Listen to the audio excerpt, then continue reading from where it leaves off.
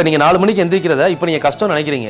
ஆனால் இப்போ நீங்கள் எந்திரிக்கிற 4 மணி தான் இன்னும் 4 தலைமுறைக்கு அப்புறமும் உங்களோட பேரை சொல்ல போகிறது. உங்களுக்கு அடுத்து வரக்கூடிய ஜென்ரேஷன் கண்டிப்பாக சொல்லுவாங்க இன்னும் 4 தலைமுறைக்கு அப்புறம். இப்போ நீங்கள் சொல்லலையா, எங்கள் தாத்தா வந்து முன்னாடி நாட்டாமையாக இருந்தார், எங்கள் தாத்தா முன்னாடி காலத்தில் வந்து பார்த்தீங்கன்னா விஓவாக இருந்தார், அப்போவே தலையாரியாக இருந்தார்.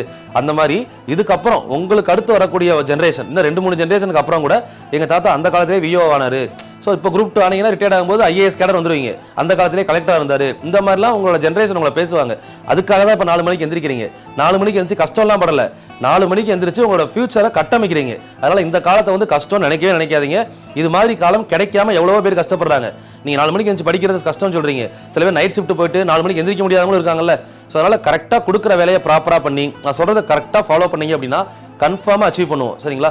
அதனால நம்ம எப்பயுமே எடுக்கிற முயற்சியும் சரி, நம்ம கொடுக்குற பயிற்சியும் சரி, எந்த காலத்திலையும் வீணாக போகிறது கிடையாது. கண்டினியூட்டி மட்டும் தான் முக்கியம். நீங்கள் எவ்வளோ படிச்சிருக்கீங்க, எத்தனை அட்டெம்ப்ட் கொடுத்துருக்கீங்க, எவ்வளோ வருஷமாக படிக்கிறீங்க, எதையுமே இந்த உலகம் பார்க்காது.